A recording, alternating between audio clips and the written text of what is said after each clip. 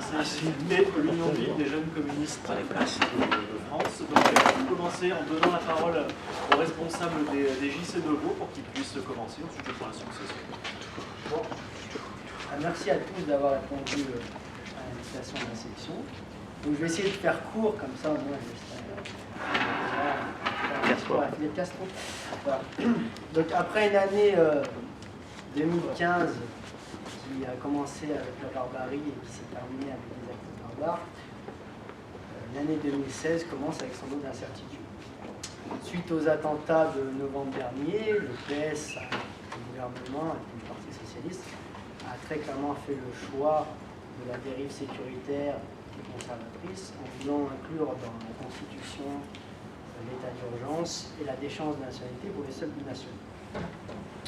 Donc très clairement, on voit que à l'heure actuelle, le point de vue justement du gouvernement, enfin la ligne du gouvernement, c'est de jouer justement sur des mesures réactionnaires, sécuritaires, pour faire le jeu du FN et ainsi se positionner pour le présidentiel dans un moment et dire regardez, nous sommes les seuls à pouvoir faire barrage au FN et jouer le front républicain. Donc évidemment, en plus de ça, ces mesures sont très dangereuses.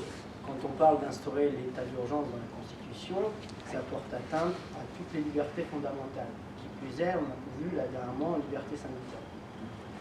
Si bien qu'on peut, à travers justement l'état d'urgence, interdire certaines manifestations, comme les manifestations de solidarité envers les migrants, et en autoriser d'autres, d'extrême. Chacun verra après la variable politique là-dedans. Qui plus est, en plus, la mesure sur la déchéance de nationalité pour les binationaux, c'est très dangereux parce que ça crée deux catégories de Français, c'est-à-dire les Français, entre guillemets, les vrais Français, qui disposeraient de la seule nationalité française, et les Français qui disposeraient d'une autre nationalité, qui, eux, seraient montrés plus droits. Et en plus, par-dessus le marché, on peut très clairement dire qu'il s'agit d'un pétard mouillé, au fait, clairement, car ce n'est pas la déchéance de nationalité qui va empêcher tous les projets terroristes et les entreprises terroristes.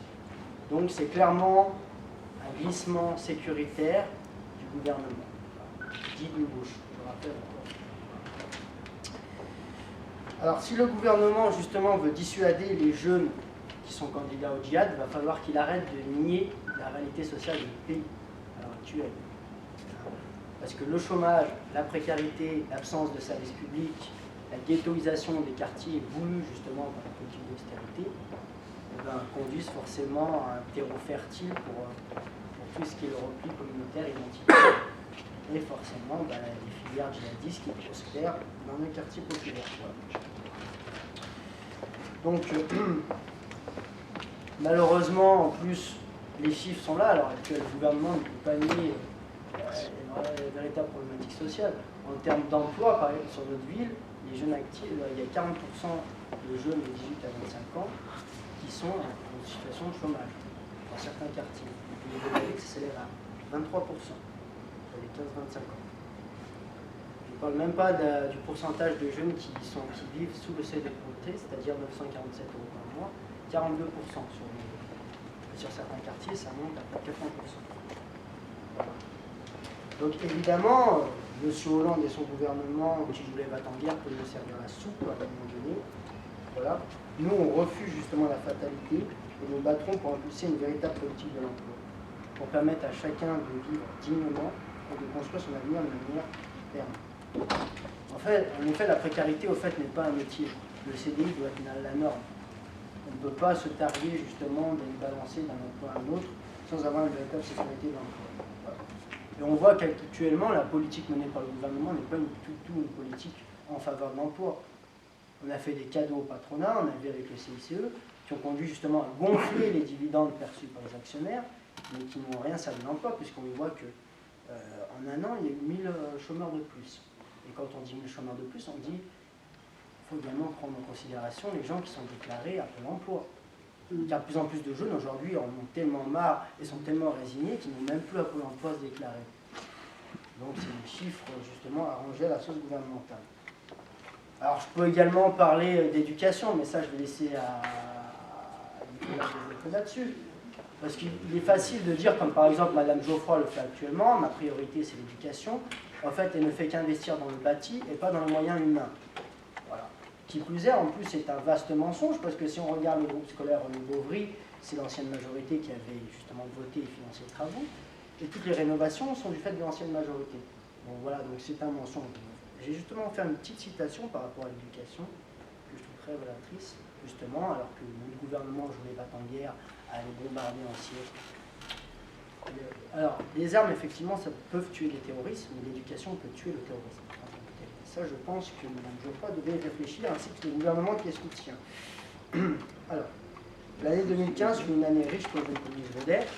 Nous avons lancé la pétition, justement, pour la nomination de Marwan Barghouti comme citoyen d'honneur de notre ville. Là encore, alors que nous avons recueilli près de 1000 signatures, notre député maire a voté en touche. On n'a pas daigné nous recevoir parce qu'il n'accorde pas de crédit à la démarche, dans la logique de mépris du gouvernement.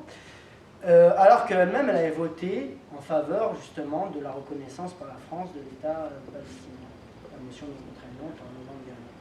Et depuis, elle a été faite, évidemment.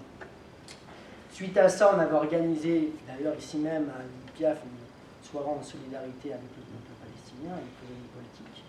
Là encore, il avait fallu jouer le superfuge pour avoir la salle, car la mairie nous avait tout fait pour qu'on ne puisse pas se réunir et pour que cette soirée n'ait pas lieu. Donc une nouvelle fois, Mme Geoffroy qui a déclaré « Je vais continuer à faire des actions en solidarité avec la Palestine, mais de manière silencieuse ou discrète. » C'est vrai que la Palestine a besoin de toute sorte de discrétion.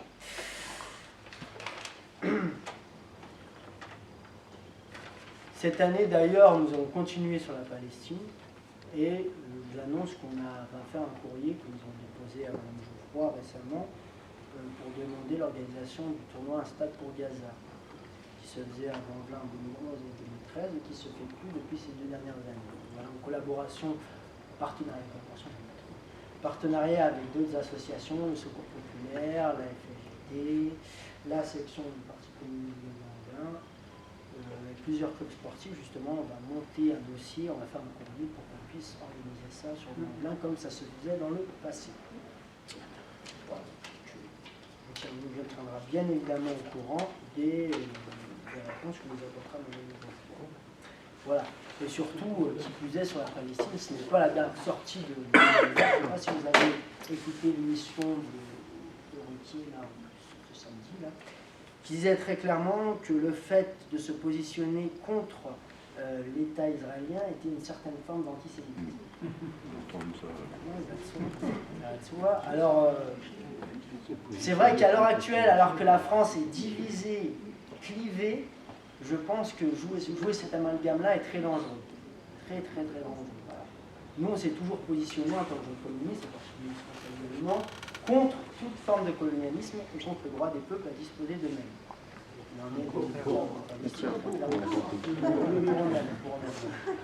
Donc, c'est le cas en Palestine, par exemple. Voilà. Israël mène une colonisation, donc il est normal que le peuple palestinien puisse disposer de son propre État, comme n'importe quel État, comme c'était le cas par exemple en Afrique du Sud, où les jeunes communistes à l'époque s'étaient positionnés pour la libération de Nelson Mandela, alors que peu de Français connaissaient Nelson Mandela. D'ailleurs, c'est très drôle, parce qu'aux obsèques de Nelson Mandela, vous aviez tout le monde, tous ces gens-là qui à l'époque avaient dit, je cite, voilà, Nelson Mandela est un terroriste. Pas mal le gouvernement français aussi de l'époque, qui considérait l'ANC comme un groupe terroriste. Au final, Nelson Mandela a été libéré, l'apartheid a été aboli. Donc voilà, on en est de même pour la question de la Palestine. Voilà. Enfin, les jeunes communistes vaudais seront toujours présents dans les luttes locales pour défendre les jeunes travailleurs qui sont les premières victimes des politiques d'austérité voulues par Bruxelles, appliquées par le gouvernement, et dénoncer tous les coups bas de ce gouvernement de lâche qui fait le jeu du patronat et qui divise les Français. À vous tous, mes camarades et amis, je vous souhaite une excellente année 2016. Résistons ensemble pour construire une société de paix et une meilleure répartition des richesses au niveau de l'État. Je vous remercie.